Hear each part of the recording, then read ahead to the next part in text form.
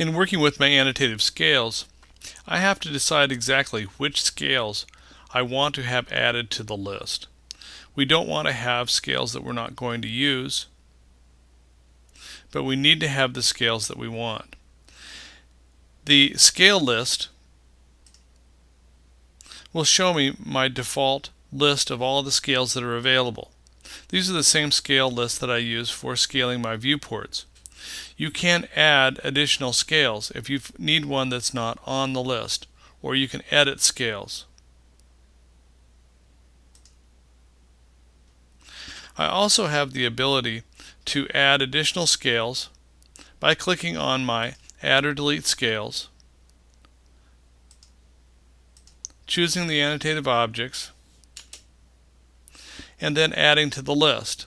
If I say Add, I'm going to get that same scale list. That's why I would need to add to this scale list an additional scale if it doesn't show up on the list when I want to add it.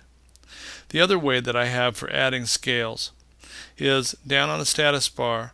I have a button that's by default turned off that will automatically add scales to the annotative objects when the annotative scale changes.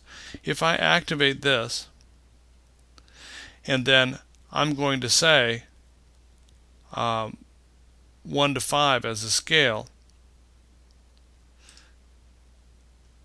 you notice that it automatically changes to that scale. And now if I look at my scales that are part of my annotative objects, 1 to 5 has been added to my scale.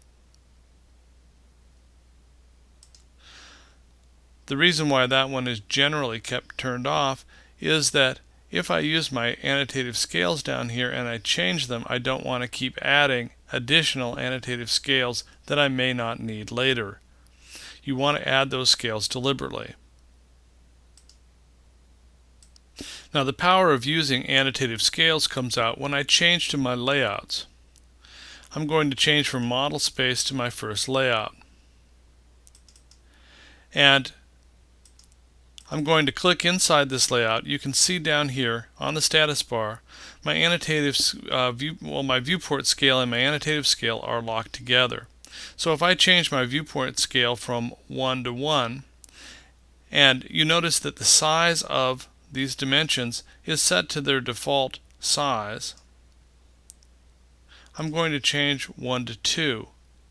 And while my object has changed in size, my dimension text and my dimension objects are still at the same optimal scale.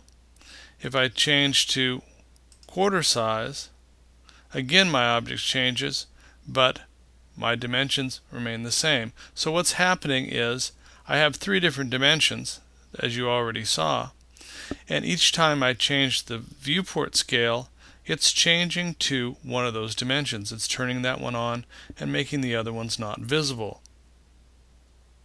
What happens if I change to a scale that's not on my list? You can see that the dimensions are no longer visible, so it lets you know that that is not available on your list.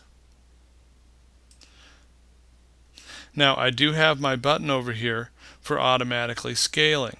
So if I wanted to use 1 to 5 as a scale, I could click that on, then go over to my viewport scale and change 1 to 5, and now that's been added to my list as an additional set of dimensions. So that's a quick way to add to your dimension list and to add new annotative scales while you're working with your viewports.